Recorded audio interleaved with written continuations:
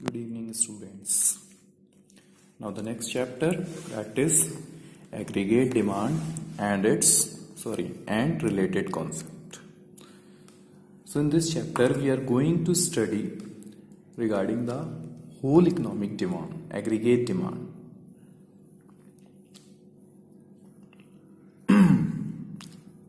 Means the aggregate expenditure that is to be incurred by different sector of the economy that we are going to discuss. So first of all, I am going to discuss the first topic, that is aggregate demand. What is aggregate demand? Aggregate demand, it means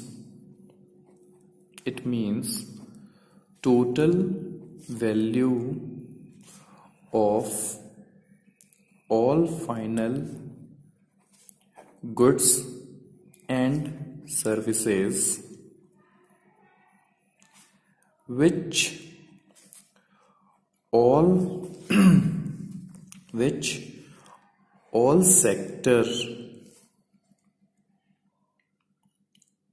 are which all sector of the economy are planning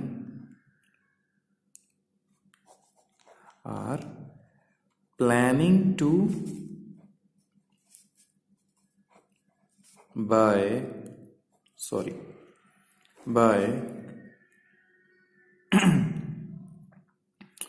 at a given level of income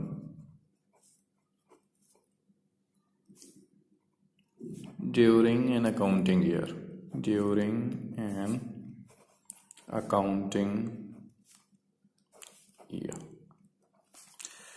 So aggregate demand, it means the total value of all final goods and services, which all sector of economy are planning to buy at a given level of income during an accounting year is known as aggregate demand.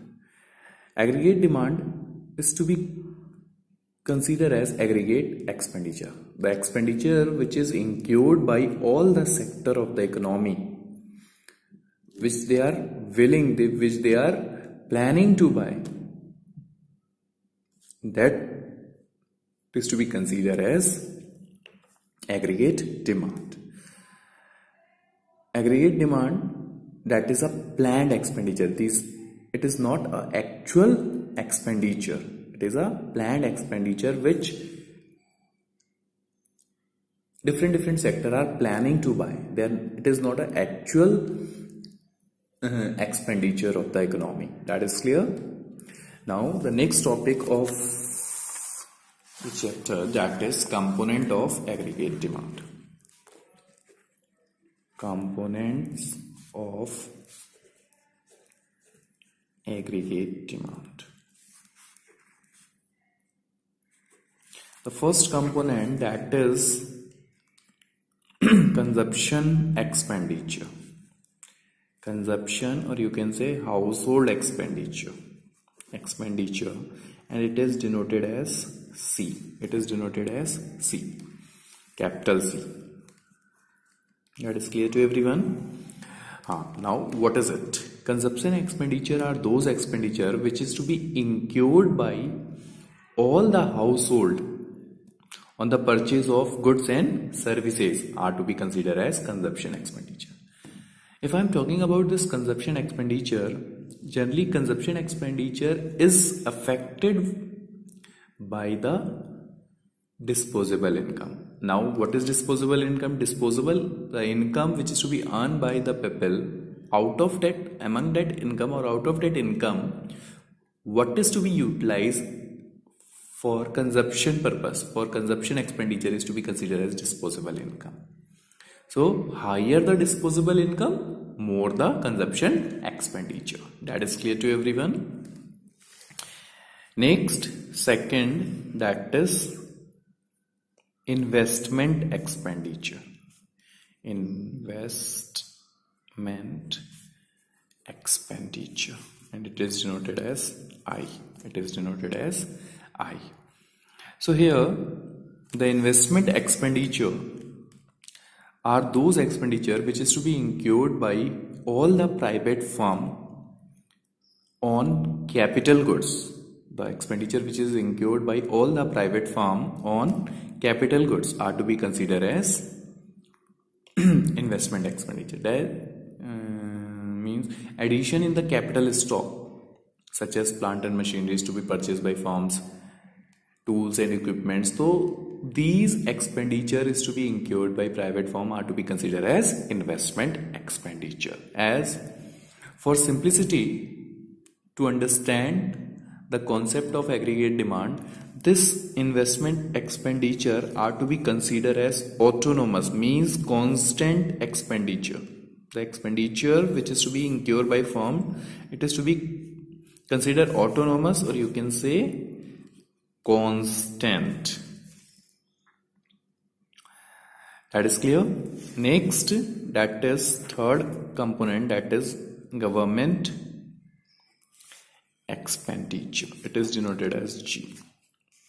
Government expenditure are those expenditure which is to be incurred by the government on consumer goods and capital goods of the economy for satisfying the common needs of the economy. That is clear. That expenditure is to be considered as the expenditure which is to be incurred by government, which is to be beared by government on consumer goods and capital goods for the satisfaction of common need of the economy is to be considered as government expenditure. Now, what type of expenditure that is to be incurred by government on consumption expenditure, that is maintaining law and order, providing education, health facility, transport facility, that expenditure incurred by government is to be under the consumer goods. Now next, capital goods, and as an investment expenditure, the expenditure incurred like construction of road, highway, as it provide a infrastructure to the private firm and they are able to establish the industries and able to produce and migrate their goods from one place to another easily. So that expenditure is to be considered as investment which is incurred by government. That is clear to everyone. Fourth, that is your net export. Net export. Export, that formula you have studied in the previous chapter in the national income, the last chapter's national income, that while we are calculating, so I have told you export minus import. This X is denoted as export and this M is denoted as import. So export minus import is to be considered as net export. Export, import, you know it very well. The difference between export and import is to be considered as net export. So these are the four components of aggregate demand which is to be used for get to know the aggregate expenditure, the planned expenditure of the economy. That is clear. Now I am going to make you understand aggregate demand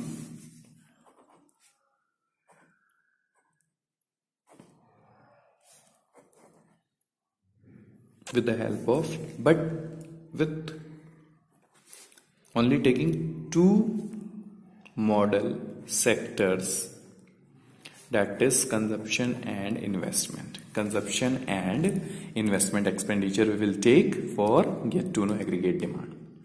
As you know, though we have four components of aggregate demand, but to make us understand, as only it make easier and to understand in a well manner, we assume that aggregate demand have two components, that is consumption and expenditure. So here we can say that aggregate demand is equal to C plus I, that is consumption expenditure plus investment expenditure is to be considered as aggregate demand. We will assume that.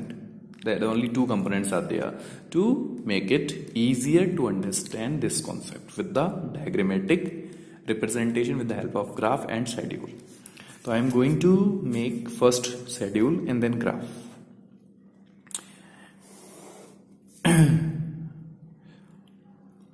Y, it is denoted for income. C, that is your consumption expenditure. I, investment expenditure. And AD, that is sum of consumption and investment expenditure. So Y we will take 0, 100, because if person is earning, then he is able to consume and invest. 100, 200, 300, 400, 500, 600. That is clear to everyone? That is clear? Okay. Now consumption, suppose 40 at zero level of income. Now as income increase, consumption increase. 200, 280 will take, because it will be easier for us to make the schedule and plot the diagram also. So we will take the difference of 80, 360, 440, 520. Investment, as I have told you, for making easier or for simplicity, we will take this investment expenditure as a autonomous constant. We will take 20.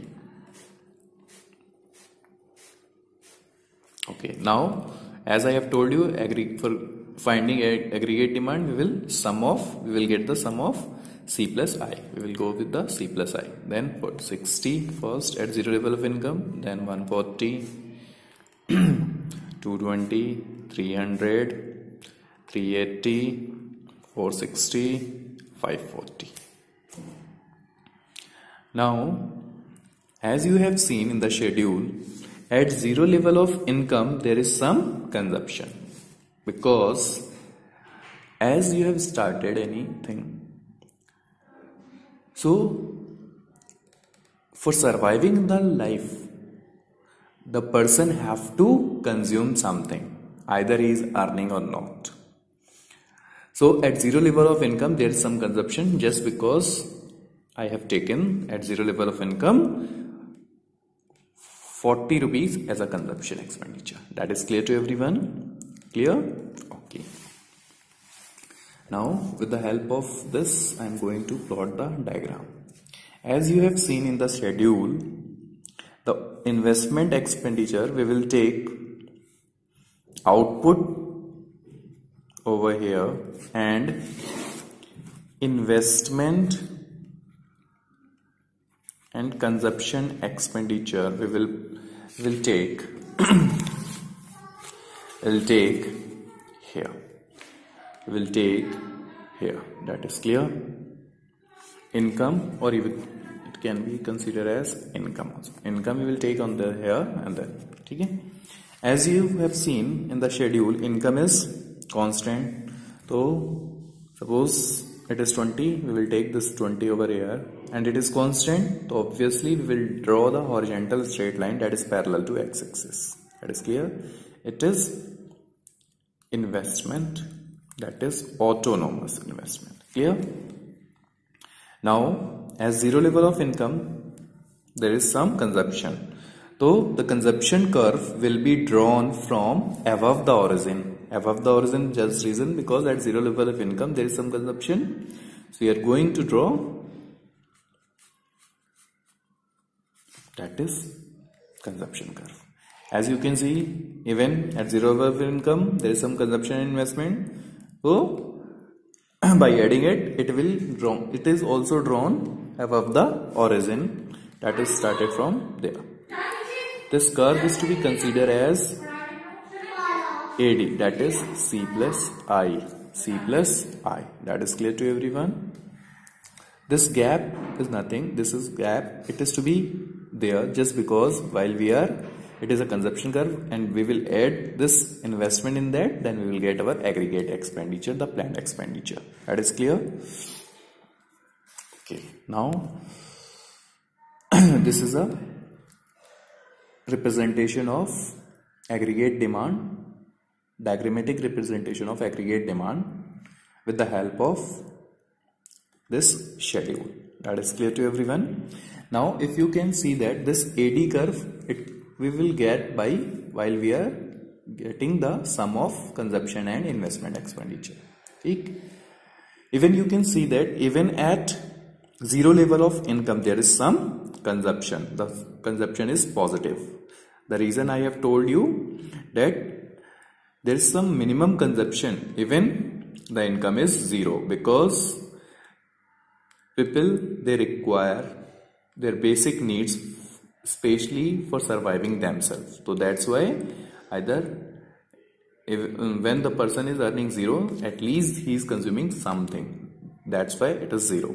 Slope of consumption curve. Now slope of consumption curve is drawn above the horizon. That I have told you, because at zero level of income there is some consumption. As income increase, consumption curve moving to upward. Slope of autonomous investment, as it is a constant, that's why it is drawn parallel to x-axis. Parallel to x-axis. That is clear to everyone. AD curve, you can see it is also drawn above the horizon just because of autonomous consumption, that is at zero level of income there is some consumption. That's why it is drawn above the horizon. That is clear. Now the next topic, that is aggregate supply. Aggregate supply. Aggregate supply, it means money value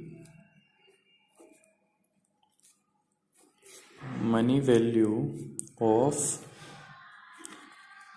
all final goods and services which all producers are willing to supply in the economy during a given period of time or an accounting year is known as aggregate supply. That is clear to everyone. So I'm going to, that's clear. Aggregate supply means the money value of all the final goods and services which all producers are willing to supply in the economy during a given period of time is to be considered as aggregate supply. Aggregate supply is to be considered as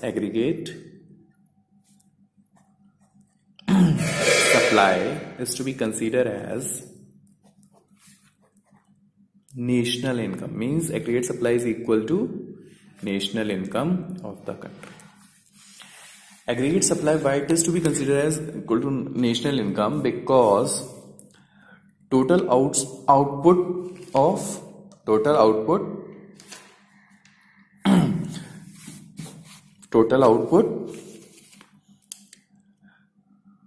aggregate supply, total output of goods and services in an economy is to be considered as aggregate supply. So the total value which is to be distributed, the total value of output, obviously it is to be distributed among the factor of production in the form of rent, wages, interest, wages and salary. So by total of the sum of these factor income, obviously when we are going through the income method, we are taking, for calculating all the things, we are totaling of these rent, wages and salary, interest, and we will get our national income. That's why it is to be aggregate supply is considered as equal to national income. That is clear to everyone. National income is to be denoted as AY, and aggregate we can say that AS. That is clear. So Y is equal to AS is equal to Y is equal to AS. That is national income is equal to aggregate supply. Now the components of aggregate supply. There are two components of aggregate supply. Either the income is to be used for consumption purpose or for saving. If the income increase, the situation will also come before the individual that after consuming the income, whatever the income is left with, he is going to save. He will starting saving also, so he will enjoy in future the same thing which is to be enjoyed by at present time. That is clear. So that's why we will take y is equal to as is equal to c plus s, means sum of consumption plus saving is equal to aggregate supply or income. That is clear. Now the schedule of aggregate supply. Income, that is your consumption, saving, and we will get aggregate supply. How we will get that? You know, c plus s. That is clear. 0, 100, 200, 300, 400, 500, 600. At 0 level 40. The last that I have taught you, that is 120, 200, 280, 360, 440, 520.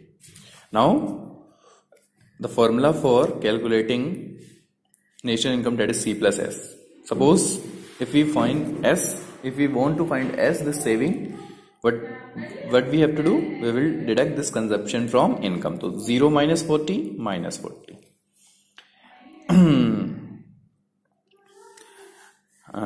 Minus 20, 0, 20, 40, 60, 80.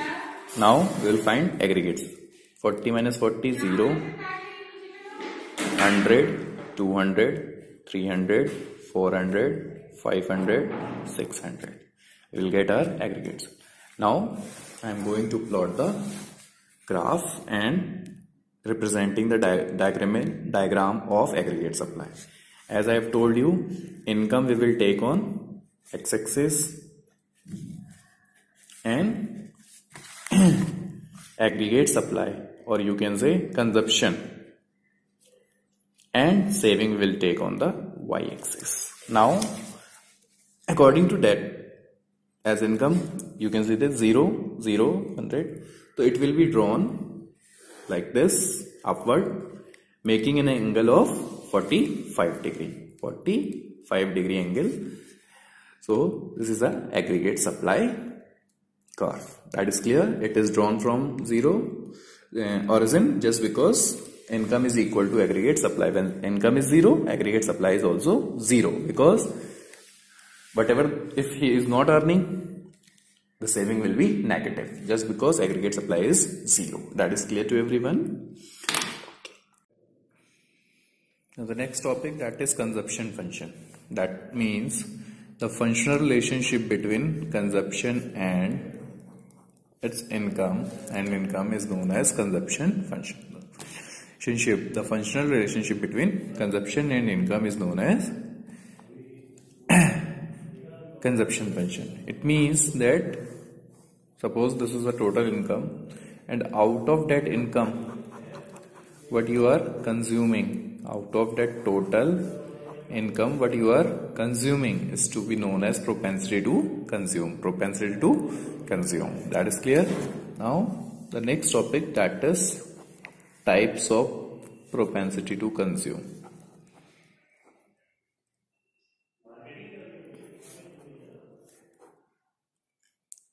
Types of propensity to consume.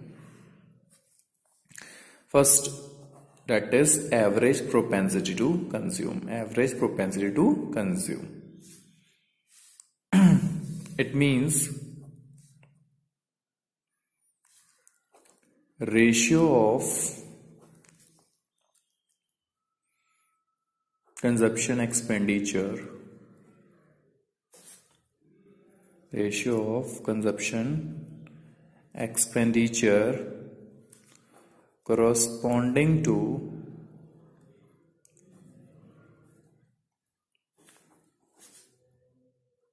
national income is known as average propensity to consume. Average propensity to consume. That is denoted as APC is equal to C upon Y. APC is equal to C upon Y. That's clear? Now next MPC. MPC.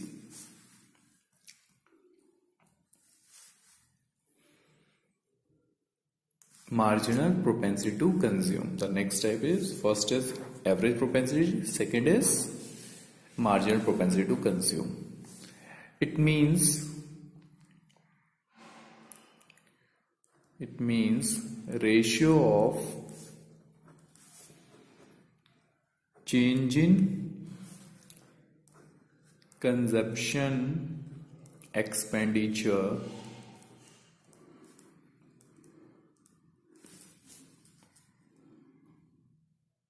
to the corresponding level of income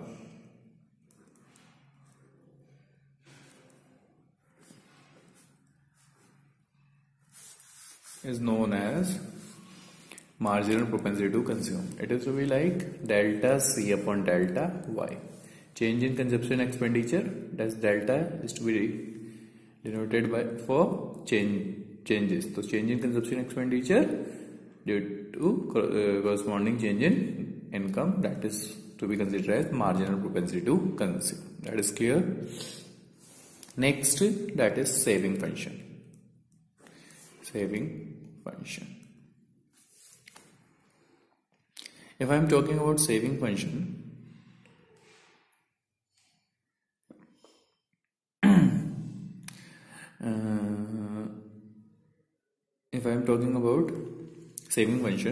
the functional relationship between saving and income is known as saving function. That is also to be considered as propensity to save. Means out of your income, what you are saving, that is known as, that is to be considered as propensity to save. Now types. First, APS, that is S upon Y, means ratio of saving corresponding to income is known as average propensity to consume. Next, that is MPS, marginal propensity to save, that is delta S upon delta Y, means ratio of change in saving to the corresponding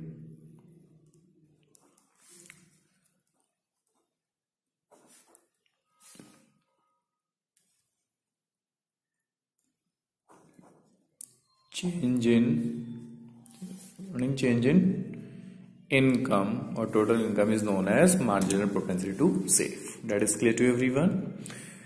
Now, hope so. Is it clear to everyone? That is clear. Is there any confusion to anyone? No.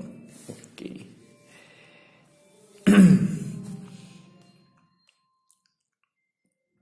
Now, if I am talking, these are the things. Now, relationship between APC and APS. First, that APC, the average propensity to consume, and APS, people are saying that economists, APC plus APS is equal to 1. Now we are going to prove it first. How it is this? So we are going to get the relation of this APC, that is C upon I, change in consumption corresponding to change in income, and saving S upon Y, that is clear. And one more thing, you know it very well, that is Y is equal to C plus S. Whatever the income, either we are consuming or saving. So that is clear. Okay. Now take the LCM of it. Y C plus S. Instead of this C plus S, we can put the value of C plus S as Y. That is Y upon Y 1 is equal to 1. Prove it. Now same as it is for as delta y is equal to delta C plus delta S. Change in income is equal to change in consumption plus change in saving. Now relationship between MPC and MPS. MPC and MPS. That I am going to tell you, that is MPC, that is delta C upon delta Y plus MPC plus MPS is equal to 1. Delta C upon delta Y, delta S upon delta Y. ठीक है, ऐसे हम delta Y, delta C plus delta S, delta C plus S की जगह हम क्या रख देंगे, delta Y, what we will get 1. That is also clear to everyone? Clear? Okay. Now I am going to tell you some points regarding APC and MPC. First, APC. APC is always more than 1. How? Suppose whatever the income is there, as long as consumption is more than national income, as long as consumption is more than income,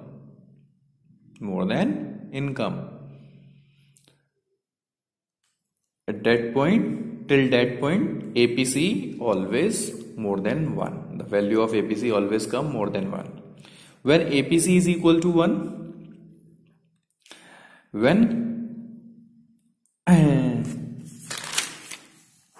some important point about APC and MPC. First, APC is greater than 1. It is to be there till the consumption is more than income. Till that point, APC will come more than 1. When APC is equal to 1, when the whole income is going to be consumed, means consumption is equal to income.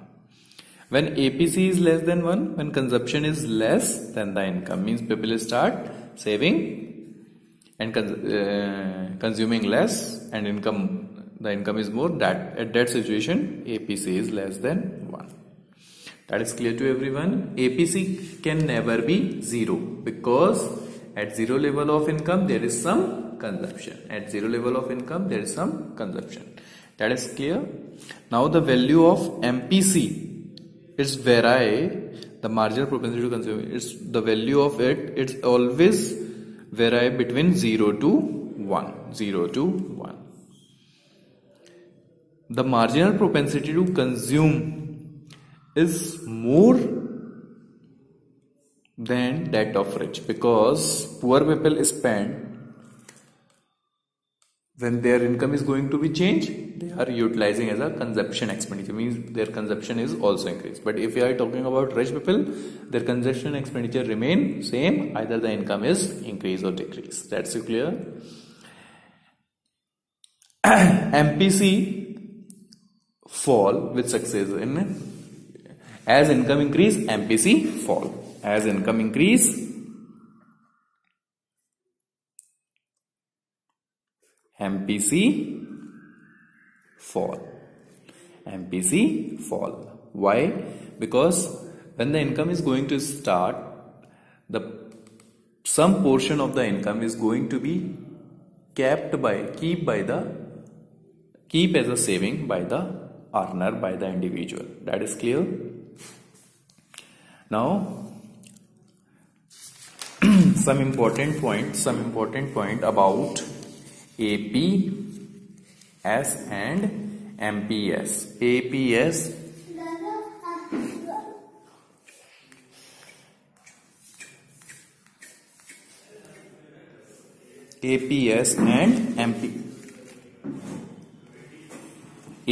and MPS.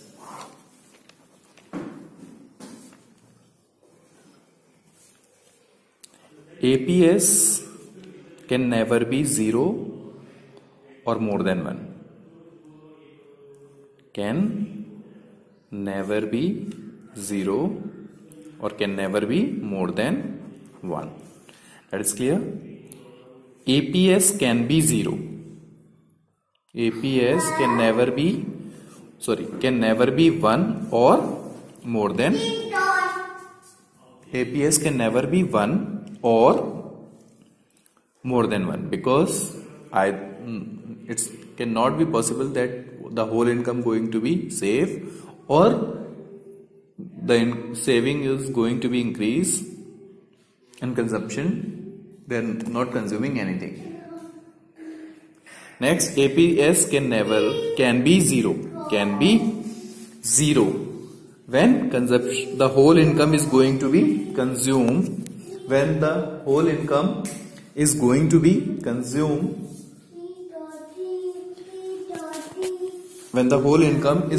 consumed, then the saving will be 0. At that condition, average propensity to save can 0. APS can be negative also. APS can be negative also when there is no income, zero income, or the less income and consumption is more. At that condition, APS can be negative. APS increase with increase in income.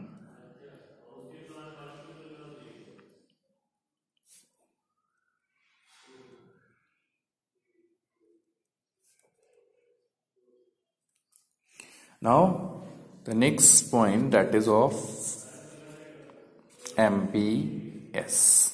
The value of MPS vary between 0 to 1.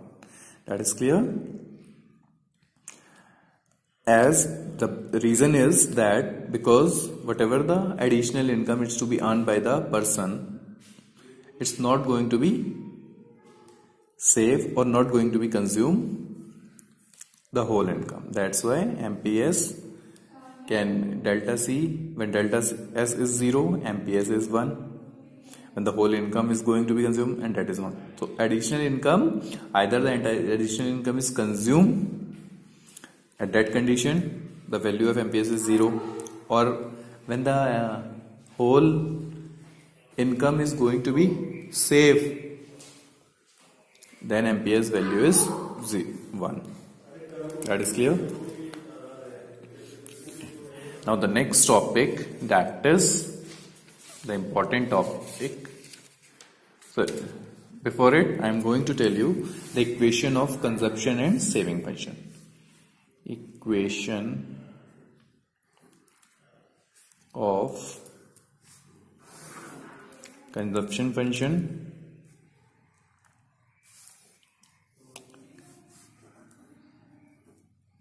and saving function.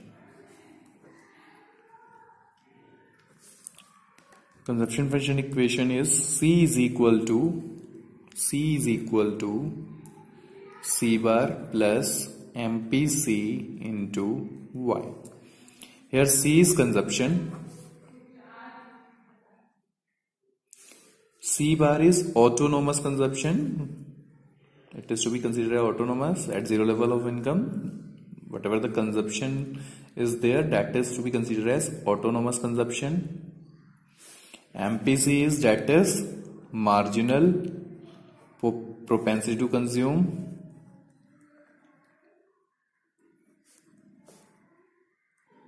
And Y, that is national income or income. That is clear. Now I am going to tell you saving function. S is equal to minus S plus MPS into Y. MPS into Y. This saving is, that S is considered as saving. It is to be considered as negative saving.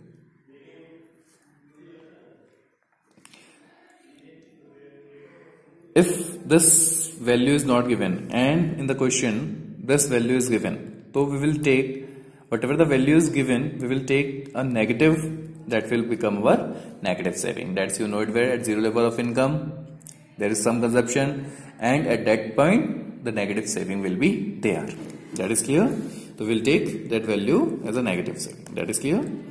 Okay, so negative saving is negative autonomous consumption. MPS, that is marginal propensity to save, and this Y again, that is national income. That is clear.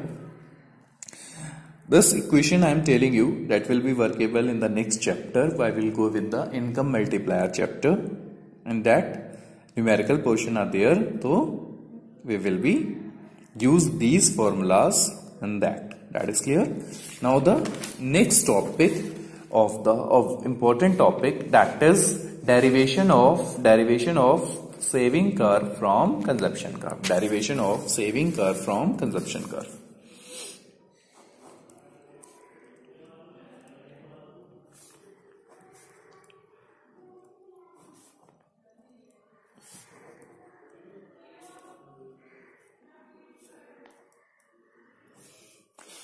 Suppose this is a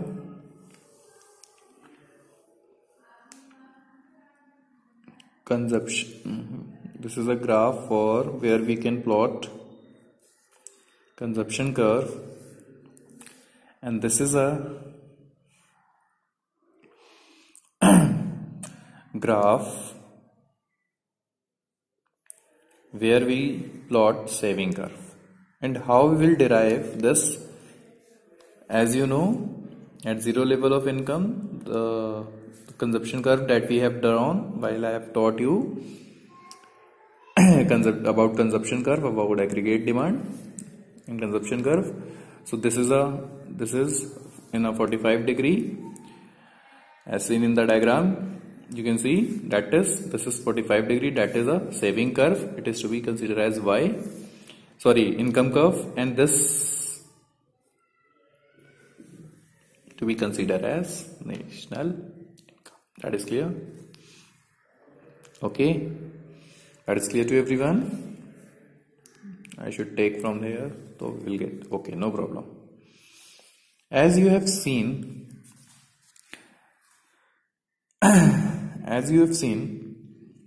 in the diagram, this C curve is to be considered as,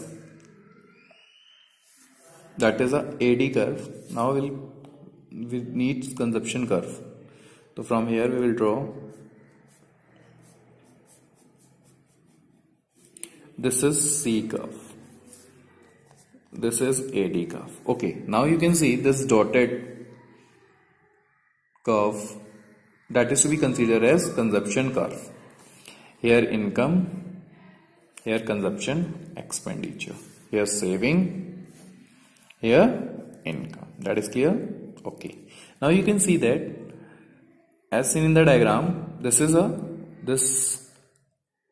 curve that is of 45 degree line OY, and this CC curve that is a consumption curve. So at zero level of income there is some consumption. At zero level of the income there is some consumption, and it is considered as autonomous consumption. That is clear. It means at zero level of income, if there will be no income, the saving will be, as a result, the saving will be negative, because there is a saving at zero level of income, that is negative autonomous consumption. It means we will plot, or we will curve, the curve of saving curve, that will start from negative axis, negative y-axis. That is clear. Negative y-axis, Okay. Now when the whole income, as you have seen, the consumption curve, it intersect the income curve. It means it is to be considered as break-even point, where consumption is equal to income. At that point, you can see that obviously the income will be zero. When consumption is equal to income, it is a break even point. So in that, when the whole income is going to be consumed, the saving will be 0. It means the saving will be 0. It will intersect at x-axis. That is clear. Obviously this curve will intersect at x-axis. When suppose this point I am going to S, this point T, when I am joining this 2 point and extend to upward and extend this line further or upward, what we will get? We will be getting saving curve. That is clear to everyone? That is clear to everyone? Okay. So if the same thing we will write in language, that at 0 level of income there is a autonomous consumption, and at that point saving is negative. Saving is equal to negative. As a result, the saving curve will drawn from negative y-axis. Next, when this CC consumption curve intersect with income curve, that is it is a break even point. It is considered as break even point where consumption is equal to income. So at that point, when the whole income is going to be consumed, the saving will be 0. Saving is equal to 0. So this curve obviously intersect at x-axis, and when we join it and extend further, we will get saving curve. That is clear to everyone? Now the next topic, that is investment function. Investment function means the expenditure which is incurred on the purchase of or on the creation of new capital assets is known as investment function. The expenditure which is incurred on creation of or purchase of new capital assets is known as investment function. That is clear to everyone? The expenditure which is to be bared by the firm on the private sector, government sector on the purchase of new capital assets is to be considered as investment function. These are of two types. Investment function are of two types. One is induced investment and another is autonomous investment. Autonomous investment. Induced investment are those investment which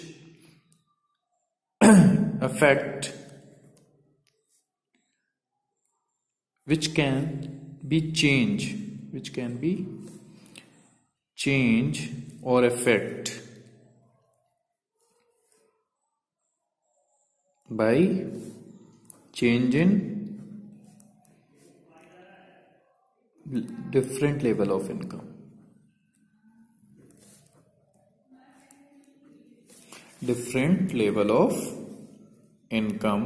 And this is to be depend on what? Second one, depend on profit maximization for profit earning. This investment is to be depend on profit earning, profit expectation, and it is to be affected directly with the change in different level of income or change in income. That is clear.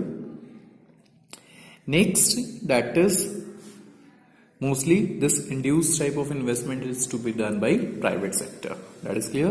Now autonomous investment. Autonomous investment which cannot be influenced or affected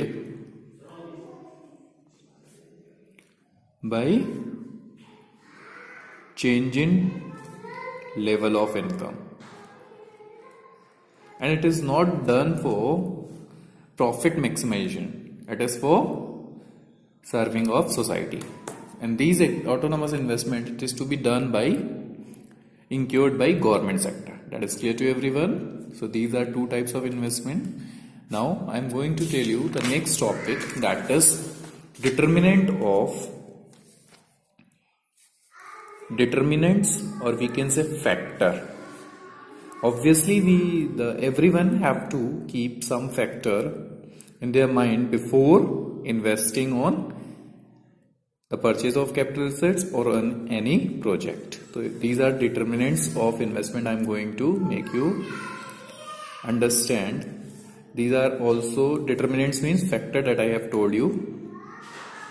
So here, according to the economist Keynes, he said that whatever the decision should be taken for investment on new project, it should be made or should be depend by keeping two factors. That is, first is marginal efficiency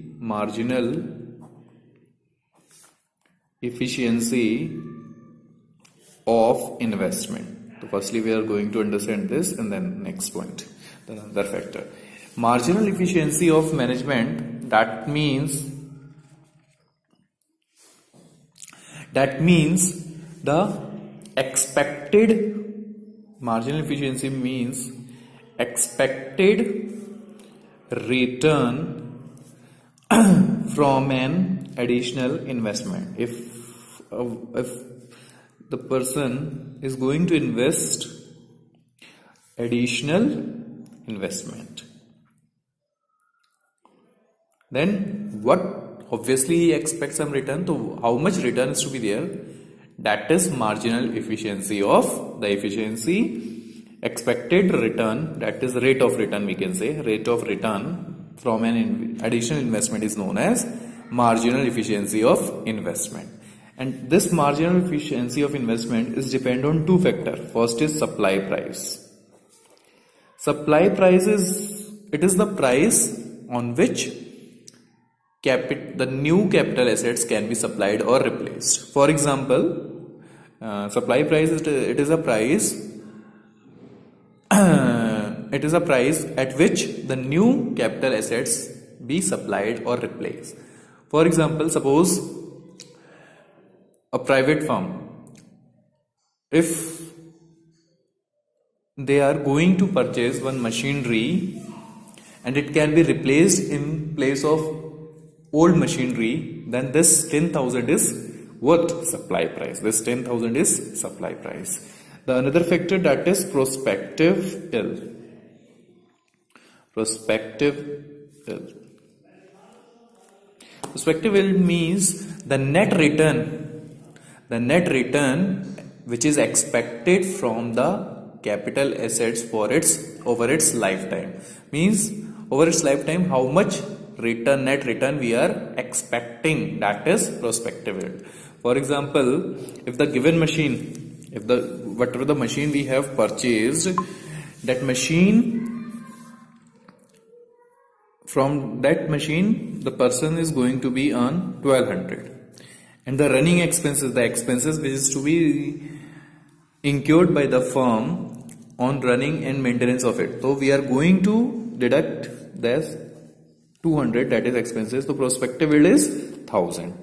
Now how will get our marginal efficiency of investment? That the prospective yield 1000, cost of machinery, that is 10,000 in 200. But we will get our prospective marginal efficiency of management, that 10% return we are expecting by investing 10,000 on machinery, on the purchase of machinery. That is clear.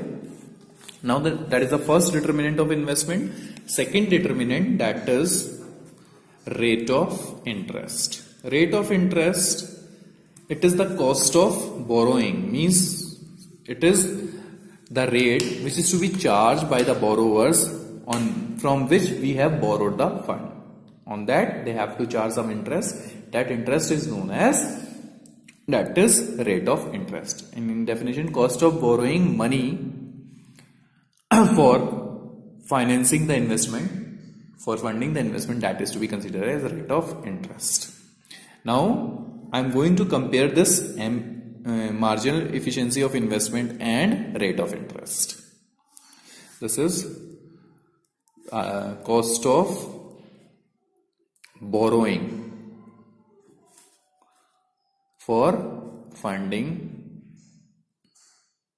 or for financing investment, that is known as, for funding, or we can say that financing investment is known as rate of interest. That is clear.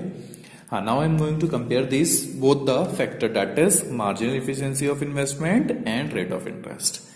The investment will be profitable only when marginal efficiency of investment is more than rate of interest. Is more than rate of interest. Only at that condition the investment is profitable. The investment is profitable.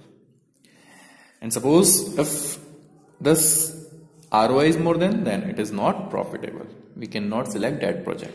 That is clear. These are the factor. Now the next topic, that is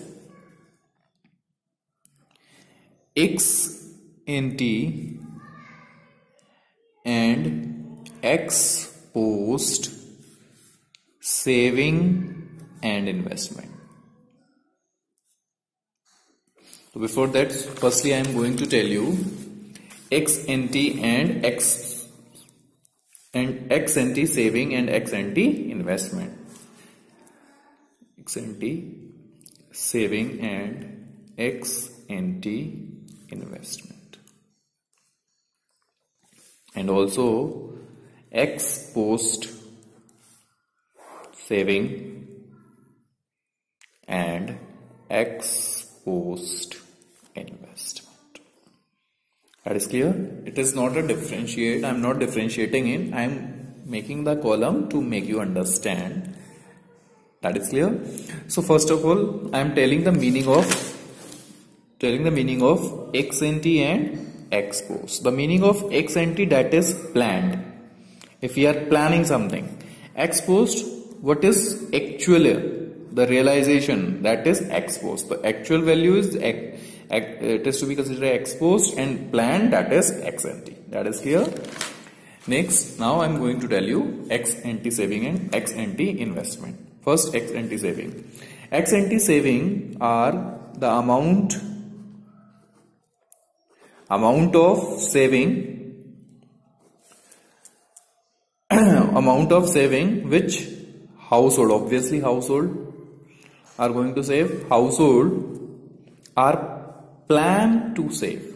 Our plan to save is to be considered as ex ante saving. Means what they are planning, that much of amount we will going to be saved from our income, that is known as ex ante saving. Now ex ante investment, amount of investment which all private firm are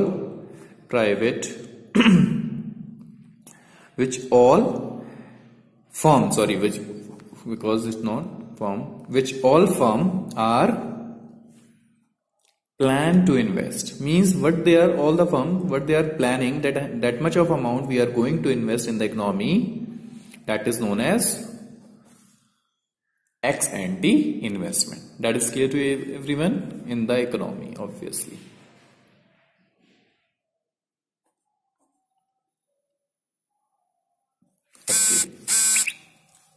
Next, ex post saving. The amount of saving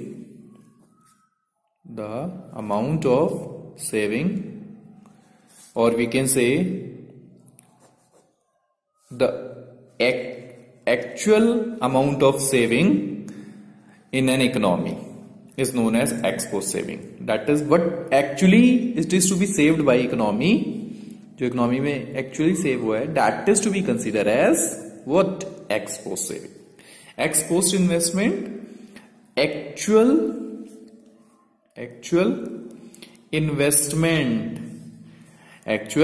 investment in an economy. What investment? Actually the actual amount which is to be invested by the firm,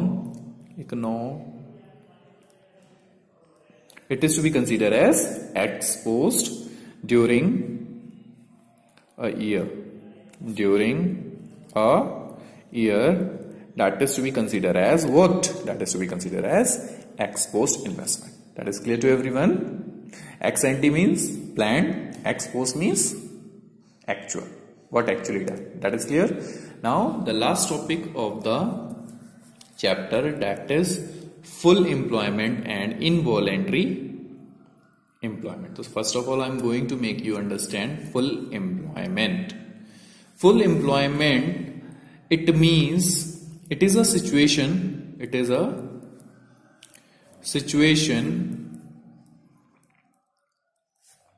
in which all those people, those who are willing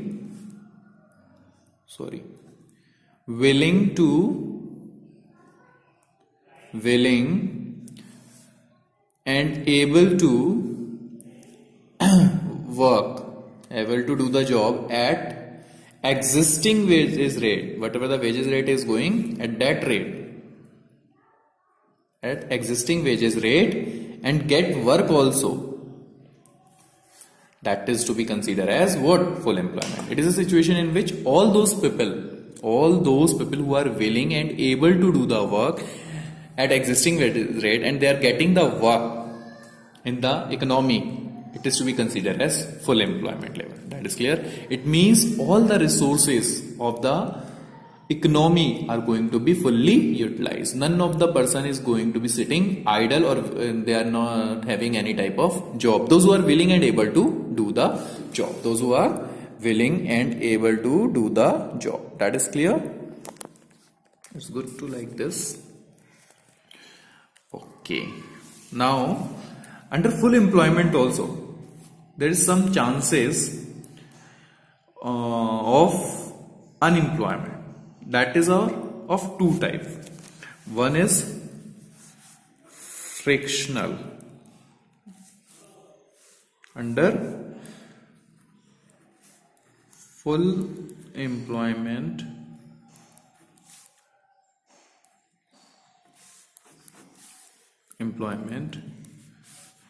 two types of unemployment. Two types of full employment. Two types of unemployment. First, that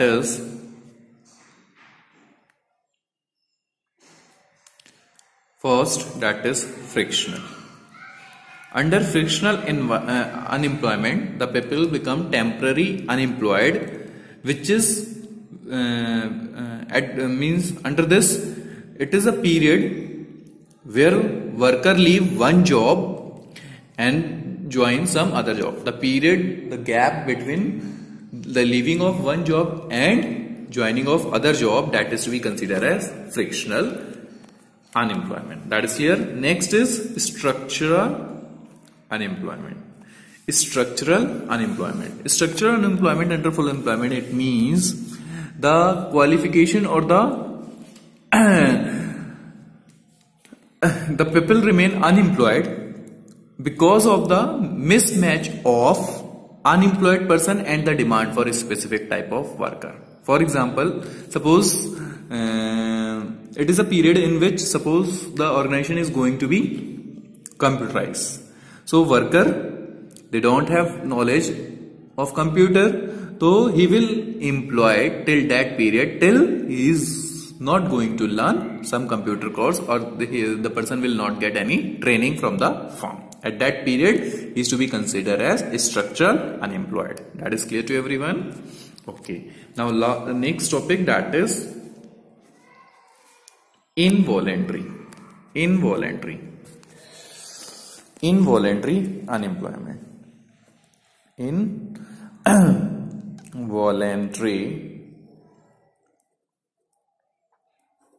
unemployment. Involuntary unemployment. Unemployment, or we can say it is a situation in which the people are willing to do work at existing wages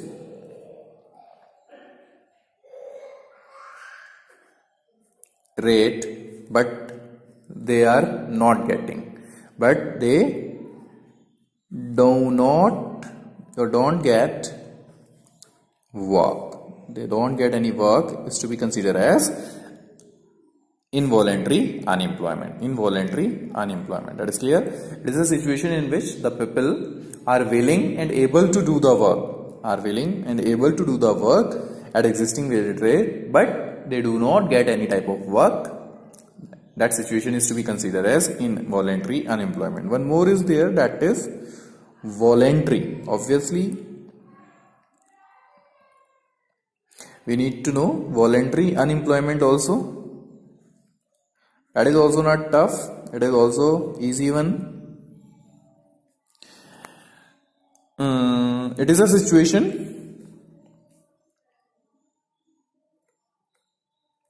in which people they are not in which people are considered, or in which person are considered as unemployed because due to he is not willing to do the work at existing wage rate. Not willing to do work at existing wages rate. Even he is getting work, but he is not willing to do the work at existing wages rate. That is to be considered as voluntary unemployment. That is clear to everyone? So this chapter have also finished. That is clear?